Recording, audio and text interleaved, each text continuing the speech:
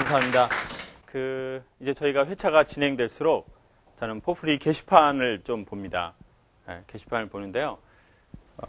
솔직히 이제 저녁에 집에 들어가면 강의 끝나고 시간이 너무 늦어서 집에 있는 컴퓨터로는 못 보고요. 아이폰으로 봅니다. 아이폰으로 다 볼 수 있습니다. 요즘에 이렇게 포프리 사장님이 가르쳐 주셨거든요. 아이폰 이렇게 해서 야동 다운받는 법 뭐 이런 거 다 가르쳐 주셨어요. 근데 이제 거기서 이렇게 딱 보는데요. 글이 다 나오더라고요. 이동하면서 다 볼 수 있어요. 첫 번째로 느끼는 거는 글이 작아서 눈구녕이 빠지겠다는 느낌이 들었어요. 이게 너무 힘들고, 그래도 이제 아이폰 같은 경우에 이렇게 하면 어떻게 됩니까? 이렇게 하면 글자가 이렇게 커집니다. 그래서 쭉 사연을 보니까요. 정말, 이런 생각이 들었어요. 포프리 사장님이 아르바이트생을 시킨 건가? 이런 생각이 들었어요. 글들이 너무 감동적인 글들이 많아요. 정말로. 진실성을 의심할 만큼 감동적인 글이 많더라고요. 그리고 또 하나는 어떤 생각이 드냐면, 연구소 식구들하고 이동하면서 그런 얘기를 했는데요. 그런 얘기를 하는 거예요. 소장님, 이 글들 보니까 진짜 사람들이 다 작가 같아요. 그리고 사람들이 진짜 사연이 많은 것 같아요. 그런 생각이 들더라고요. 언제 시인이 되고 어떻게 해야 시인이 되냐면, 어떻게 해야 시인이 될까요?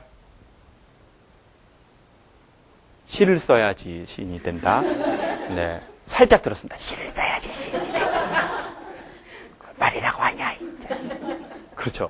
시를 써야 시인이 되겠죠. 그렇지만 경험한 바에 의하면 인간은 누군가를 사랑하게 되면 시인이 되는 것 같아요. 그렇죠. 누군가를 사랑하게 되면, 그리고 누군가에게 차이면 그 가사들 있잖아요. 노래 가사들. 그게 정말 절절하게 이렇게 다가와요. 근데 이제 사랑해 본 적이 없는 사람은 이제 노래를 들을 때 그냥 밍숭밍숭하고 뭐 이런 걸 해? 이런 느낌이 들거든요.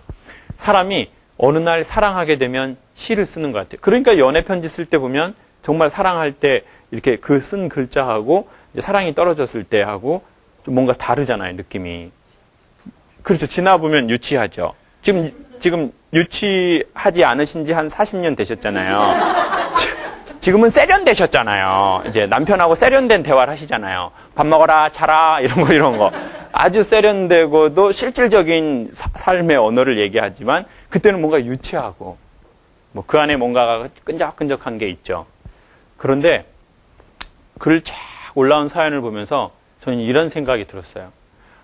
사람들도 매우 힘든 삶을 사는구나. 그리고 사람들도 사연이 참 많구나. 그거를 사실 전 이번에 포프리쇼로 처음 한 건 아니고요. 처음 이렇게 소그룹으로 강의를 했을 때가 있었어요. 8년 전에. 그때 처음 알았어요. 저는 사람들이요 다 재미나게 사는 줄 알았습니다. 그리고 사람들이 오늘 여기 오시다 보면 여기 강남이잖아요. 강남인데 사람들이 다 좋은 차 타고 다 좋은 음식 먹고 다 멋진 옷 입고 다 멋진 건물을 들락날락거리는 줄 알았거든요. 그런데 소그룹을 이렇게 하는데 정말 사람들이 인간극장 같은 시나리오를 다 갖고 있더라고요. 근데 그때는 그 사람들이 왜 그걸 얘기 안 했나 이렇게 생각해 보니까 이유는 간단해요. 내가 한 번도 나의 힘든 거를 진실하게 얘기한 적이 없으니까 남도 나한테 얘기 안 한 거예요. 네.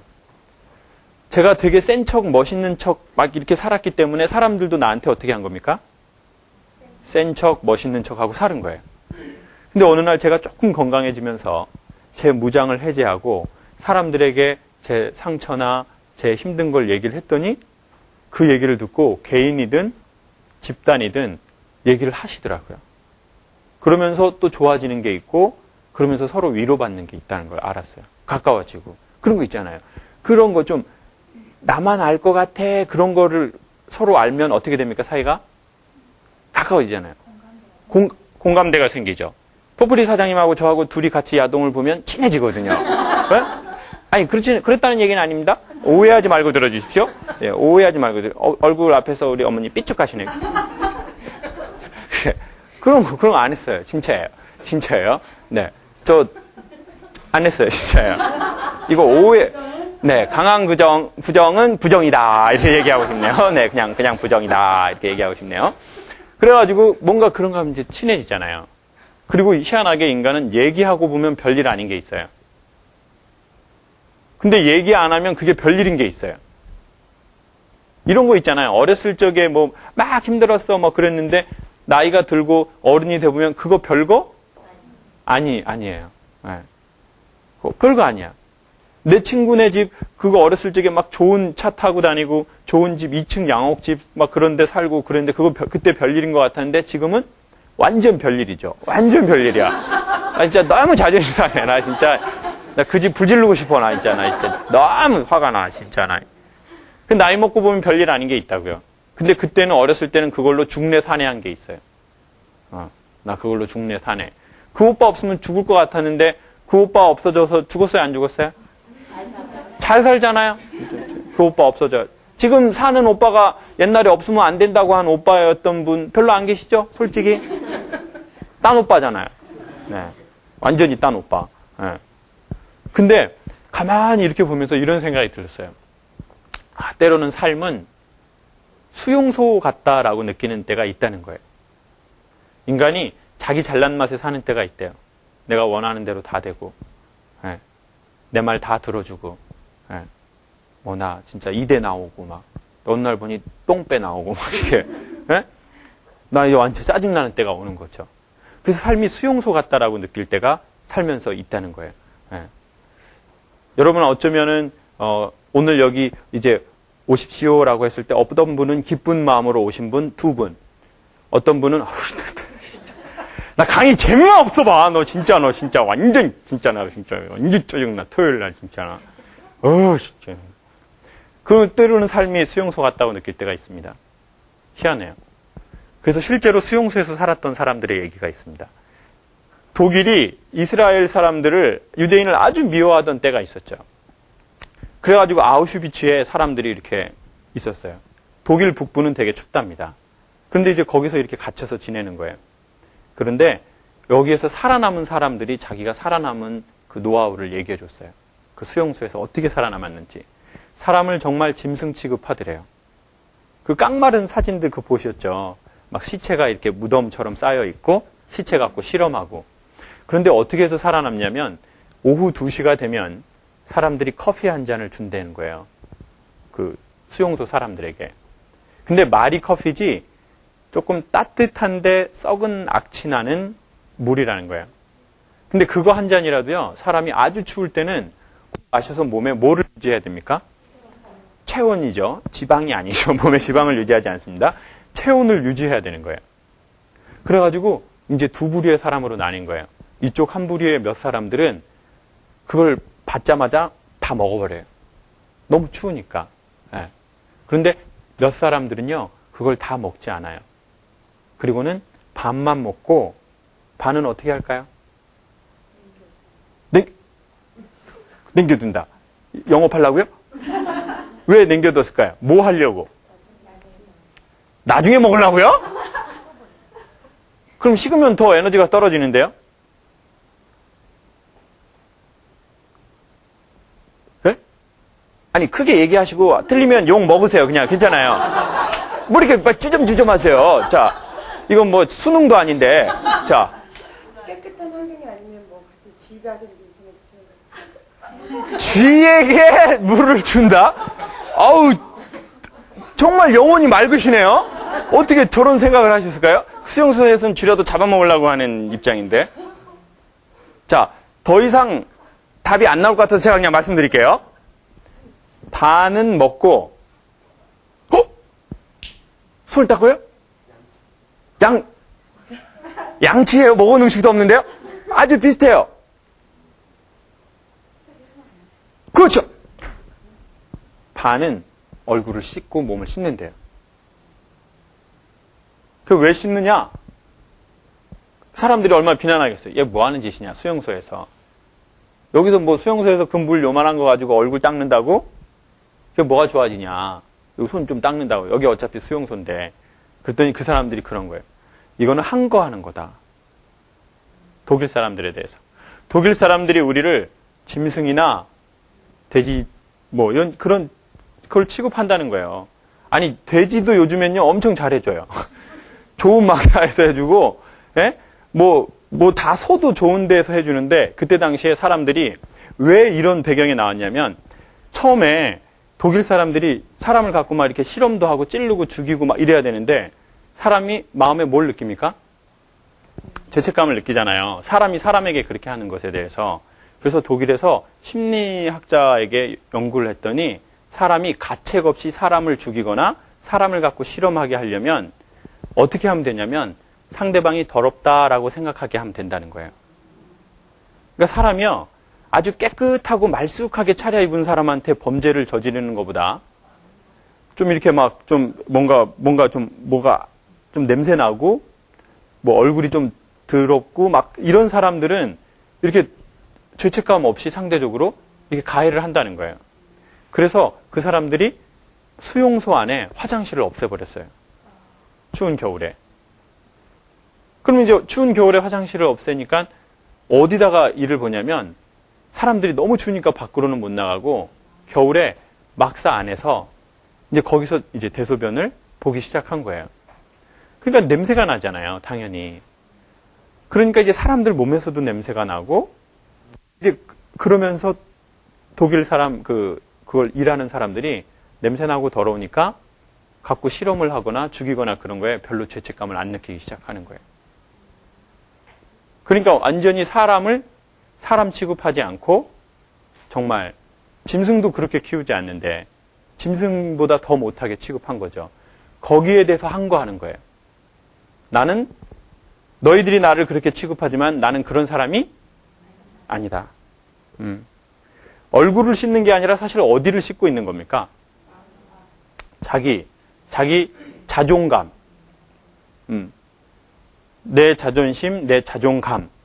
그거를 씻는 거예요. 나는 그런 사람이 아니다. 그래서 반드시 나는 이렇게 해서 살아남겠다. 그래서 당신들이 우리 민족에게 어떻게 했는지를 전 세계에 꼭 알릴 것이다. 그리고 내가 여기서 죽는다 하더라도 당신들이 취급하는 대로 내가 취급당하다가 죽지 않겠다. 그런 거에 대한 항거로 2시에 주는 커피에 반만 먹고 반은 자기 얼굴을 사람들이 보기엔 정말 별 짓을 다 한다 싶을 만큼 씻는 거예요. 그런데 점점 주위에서 조롱하는 사람이 생기는 거예요. 같은 사람들이. 근데 생각해 보세요. 그게 뭐 대단한 일이겠어요. 그 씻는. 얼른 궁할 때는 빨리 먹어야 되는 게. 그래서 아주 공할 때는 그 곡식 씨앗도 먹어버리잖아요. 당장 죽으면 뭐 합니까? 그래서 사람들이 그거 먹어라. 그런데 안 먹고 이제 씻는 거예요. 근데 희한하게 먹은 사람들은 정말 죽어요. 네. 절망하고 마음에 힘이 없고 마음에 힘이 없는 사람이 떨어지는 게 면역력이거든요. 그렇죠? 네. 면역력. 사람은요, 면역력이 떨어지면 똑같은 환경에서도 더 아파가기 시작하잖아요. 그래서 희한하게 그 사람들이 살아남았어요. 네. 그래가지고 이 이야기가 나온 거예요. 내가 어떻게 살아남았다. 근데 여러분, 이것도 아주 마찬가지예요. 최근에 라디오를 들었는데요. 그런 얘기가 나오는 거예요. 노숙자에게 인문학 수업을 가리키는 분이 있었어요. 그러니까 노숙자에게 포프리 같은 이런 강의를 하는 거예요. 이걸 왜 하냐고요. 그러니까 사람들이 그런 거예요. 아니, 노숙자에게 무슨 그 노숙인 분들한테 인문학 수업이 뭐 하냐. 그분들에게 당장 필요한 건 뭐라는 거예요? 먹을 거. 잠자리. 그게 필요하다는 거예요. 네. 당장. 네. 잘 곳. 근데 그분이 이제 그런 거예요. 사람이 정신이 안 바뀌면, 사람이 생각이 안 바뀌면, 환경이 바뀌어도 그 돈 갖고 다시 돈 이렇게 주면 뭐 할까요? 다시 술 먹어버린. 돈 이렇게 주면 돈 당장 그러면 이거 저녁 한 끼 사드세요. 그렇게 주면 이제 그거 갖고 서로 뭐를 하냐면 노숙인 그분들끼리 서로 모여서 그거 갖고 화토를 치는 거예요. 가지고 한 사람한테 몰아주는 거예요. 그러면 그 돈을 갖고 술을 사 먹는 거예요. 옛날에 화토를 너무 많이 해서 어떤 사람이 손도끼로 손을 이렇게 찍었어요. 손가락을. 여기를. 2번째 마디부터. 화토 안 할 줄 알았는데 이제 요렇게 해가지고 요렇게 낱장을 하나씩 이어서 하더랍니다. 요렇게. 예? 요렇게 하는 게 아니라 요렇게 끼워가지고. 여러분 사람 잘 안 바뀝니다. 그리고요 사람이 안 바뀌면은요 환경이 바뀔 때 똑같이 그렇게 해요. 자기 어렸었을 적에 자기 엄마가 그 아버지한테 곡괭이나 뭐 이렇게 그런 걸로 맞은 거를 보고 자란 여자가 있어요. 근데 그런 여자분들은요 절대 그런 남자한테 안 맞을 것 같잖아요. 그리고 나중에 자기 아버지가 안 그럴 것 같잖아요. 어느 날 돈 벌면 돈 벌어보세요. 이제는 골프채로 때립니다. 골프채. 네? 도구만 달라지지 인간은 마음이 안 달라지고 생각이 안 달라지고 정신이 안 달라지면 인간 똑같거든요. 그래서 그분이 노숙인 그분들에게 필요한 건 인문학 수업이다. 그래서 이제 인문학 수업을 시작한 거예요. 이렇게 포프리처럼. 네. 그래서 시작을 했는데 처음에는 다 그분들이 뭐 반신반의하고 얼굴도 이제 저거 뭐야 이렇게 생각을 한 거죠. 오늘 분위기하고 비슷해요. 네? 지금 오늘 좀 오셨는데 저를 처음 보니까 저거 뭐야 미장원이야 뭐야 저거 뭐 강남에서 샵하나 저거 뭐요 저거 뭐 이런 분위기로 이게 쳐다본 거죠. 근데 이게 점점 시간이 지나면서 좋아지기 시작했어요. 그래서 어느 날 그 인문학 수업을 하신 분이 방송을 보는데 이렇게 돼 있는 거예요. 방송을 보는데 한 노숙인 분의 삶을 찍은 건데 그분이 이제 노숙 생활을 안 하고 쪽방에서 살고 있는 거예요. 쪽방 아시죠? 쪽방이라고 아주 그 칼 같은 방인데 거기에 보니까 그 책상 겸 밥상 겸 이렇게 안진뱅이 그 상이 있잖아요. 그거 하나가 있고 그 위에 저렇게 저기에 보면 저 책 있잖아요. 저거 제가 보기에 확실하건데 저거 그냥 각입니다. 저거 그냥 각이에요. 저거 뭐 안에 이렇게 많이 사람들이 본 거 아닌데 이거 스튜디오니까 좀 있어 보이라고 갖다 놓은 거잖아요. 근데 이제 저런 책이 10권이 이렇게 있더래요. 그 밥상 위에. 그래가지고 이렇게 쪽방 사시는 분이 이렇게 하루에 이렇게 뭐 박스 같은 거 주워가지고 뭐 2만 원, 3만 원 버시는 분이 저런 책을 읽나 하고 그 카메라 감독님이 이거 가지고 딱 잡았어요. 그래서 이건 뭐냐고 그랬더니 자기가 노숙인일 때 그 인문학 수업을 들었는데 그때 읽은 책이다. 그래서 자기가 결심한 게 평생 책을 읽기로 결심했다는 거예요. 네. 그래가지고 자기가 그 책을 보면서 무슨 생각을 했냐면 내가 이런 책을 읽는 사람인데 내가 노숙할 수 없다는 생각이 들더래요. 그래가지고 이제 자기는 노숙인 생활을 그만두고 그 인문학 수업 받고 나서 거기에서 이제 또 책을 그분이 사주신 거예요. 후원 받아가지고. 그런데 노숙인 분들이 한 50분, 60분 되니까 자기가 그걸 다 사줄 수 없으니까 후원을 받았어요. 카페에다가. 책을 좀 후원해 주십시오. 그래서 어떤 회장님이 내가 그럼 10,000권 후원할게요. 그랬더니 그렇게는 안 받습니다. 네. 100만 권 해주십시오. 100만 권. 그렇게 한 게 아니라 누구 한 사람이 그렇게 많은 걸 받아서 돕기를 원하지 않습니다.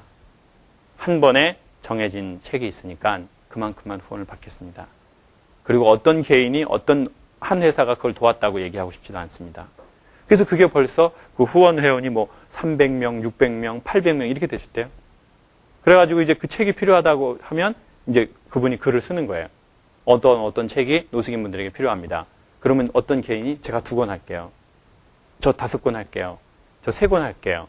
그래서 이제 그거를 모아서 이제 노숙인 분들에게 인문학 강의도 하고 이렇게 주는 거예요. 그러면서 그분이 아주 중요한 수용소 얘기와 비슷한 얘기를 하더라고요.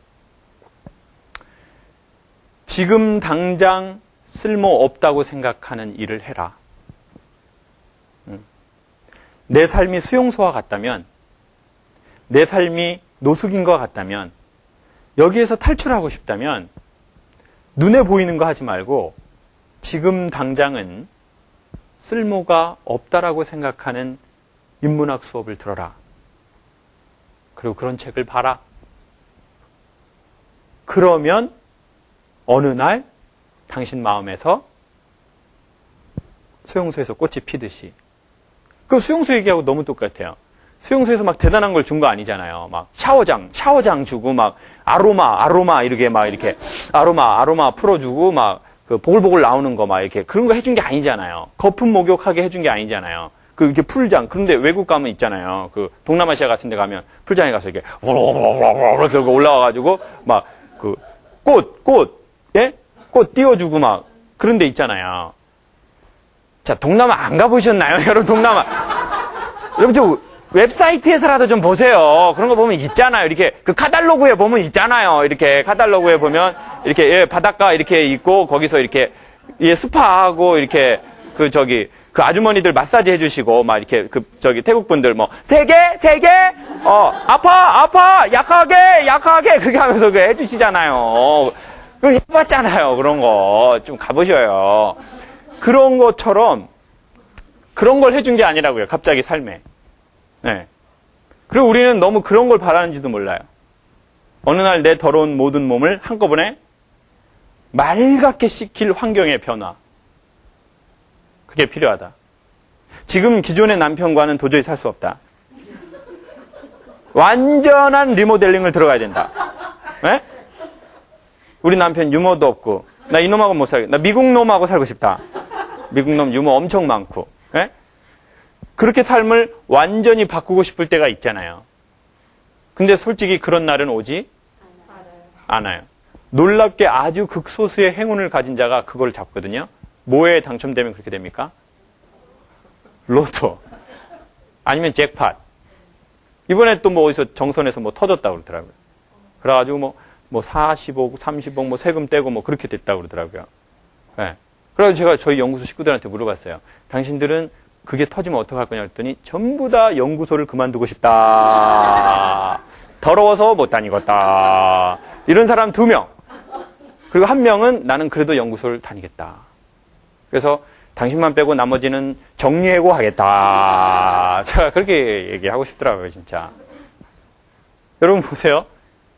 잭팟이 터졌고 로또가 됐는데도 지금 남편하고 살겠다는 사람이 행복하게 살고 있는 거예요. 한번 생각해 보세요. 나 로또 됐는데 지금 남편하고 나 살 건지. 자, 솔직히 난 진짜 나 로또 500억, 100억짜리 됐는데 나 지금 남편하고 나 계속 결혼 생활을 유지하겠다. 라고 하는 분 손 살짝 한번만 이렇게 들어줘 보세요. 1분, 2분, 3분, 4분, 5분. 이런 분은 뭡니까 이거? 생각해봐. 할까 말까? 안 한다! 이렇게. 보세요. 나는 500억짜리가 터졌는데, 100억짜리가 터졌는데, 난 지금 하는 일 계속하겠다. 그 사람이 진짜 잘 살고 있는 거예요. 네. 나 500억 터지면 저 영업 안 하죠. 저 영업 안 해요.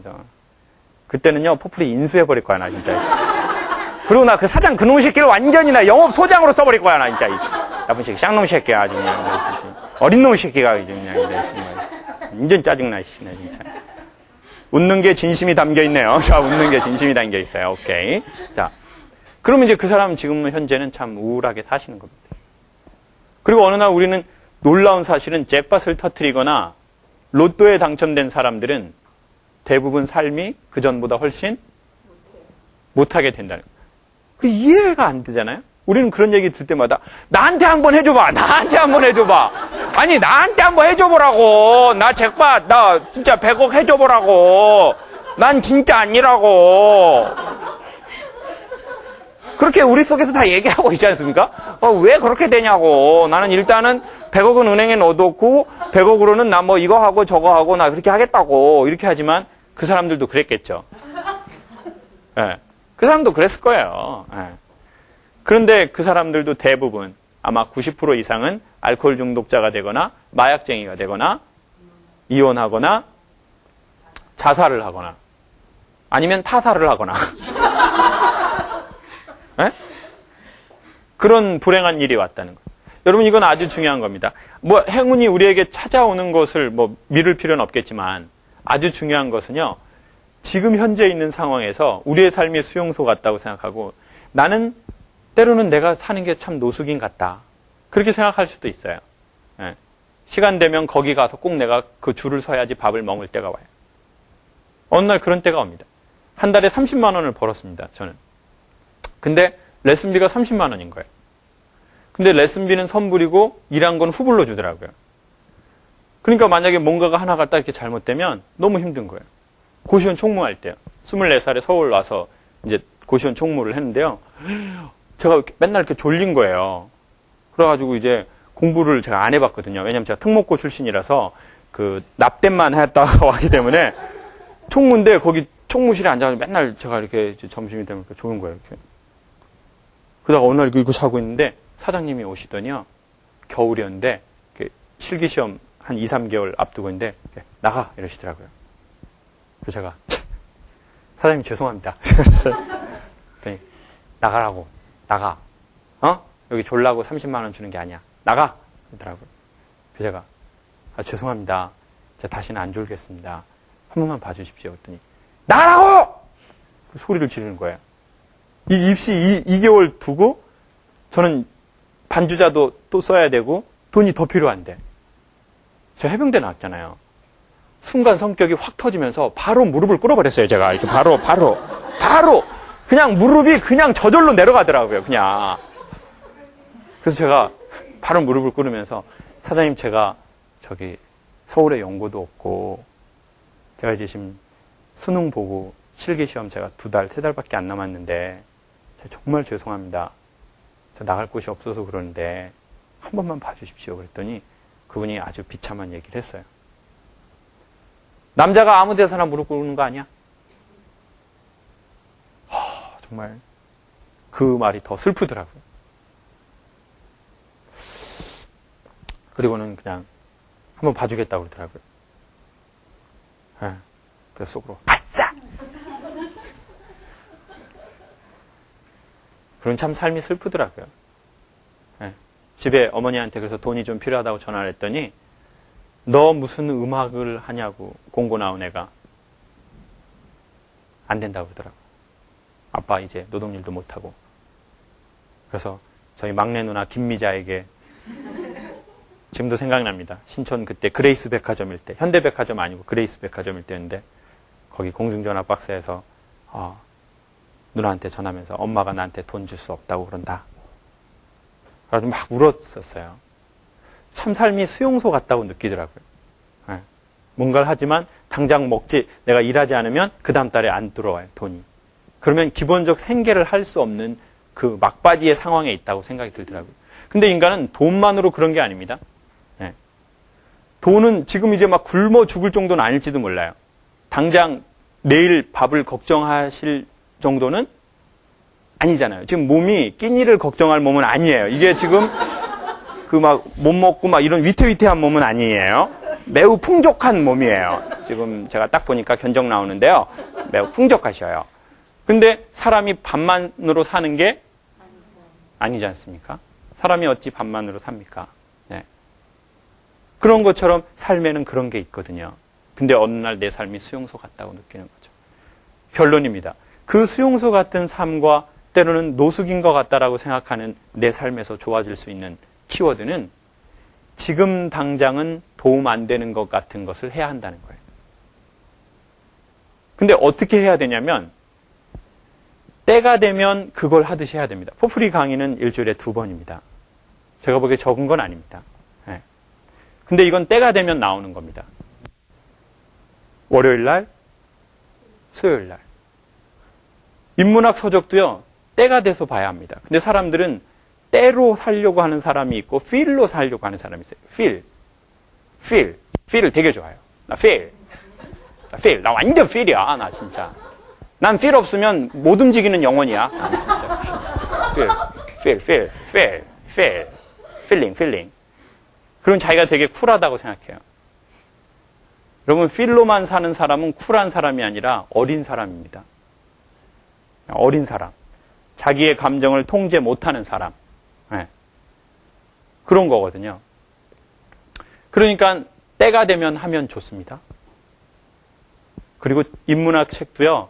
한꺼번에 많이 볼 필요는 없습니다. 많이 보면 인문학 책 토 나오거든요. 이렇게 토 나와요. 이렇게 소화할 수 없습니다. 그렇지만 때에 맞춰서 꾸준히 꼭 지금 당장은 도움 안 되는 것 같은 거 해보십시오. 너무 드라마만 보지 마시고요. 네, 드라마 보면 남편만 좀 살해하고 싶은 충동이 들거든요. 네, 정말 나만 한스럽게 사는 것 같고 드라마 너무 많이 거기서 한 조금만 시간을 할애해서 사람들이 뭐 이런 책을 읽어라는 그런 책 한번 읽어보세요. 예. 예를 들면 뭐 돈주왕, 돈주왕이라는 그런 야설 읽지 마시고요. 예? 뭔가 그 인간의 마음을 살찌울. 그리고 요즘은 퍼플이나 이런 것처럼 이런 영상도 나왔으니까 그거 그냥 때 되면 한 번씩 이렇게 보면, 자, 필에 맞춰서가 아니고 뭐에 맞춰서요? 때에 맞춰서. 예. 밥은 때에 맞춰야 먹어야 건강하고 약도 때에 맞춰 먹어야 건강합니다. 근데 또 하나 놀라운 건 때에 맞춰 먹으면 그게 약이 되고 밥이 되기도 한다는 겁니다. 그러니까 여러분 꼭 한번 그렇게 해보십시오. 그러면요, 장담 드리건대 3개월, 6개월, 1년을 기점으로 해서 어느새 변해 있는 자기를 발견할 겁니다. 어느새 똑같은 환경에서 전보다 좀 더 풍요롭게 사는 자신을 발견할 수도 있으실 겁니다. 필에 맞춰서가 아니고 뭐에 맞춰서요? 때에 맞춰서. 그리고 지금 당장 도움되는 것만 너무 하지 마시고, 지금 당장 이득된다라고 싶은 것만 너무 하지 마시고, 아주 장기적인 안목을 보고 나에게 도움이 되겠다라고 싶으면 한약 좀 쓰거든요. 그래도 때에 맞춰서 잡수시다 보면 그게 어느 날 쌓여서 이렇게 성인이 되었던 것처럼, 밥 먹고 성인이 된 것처럼 마음에도 그 수용소나 그 노숙인 내 생활을 넉넉하게 이길 수 있지 않을까 싶습니다. 간식 준비됐습니까, 사장님?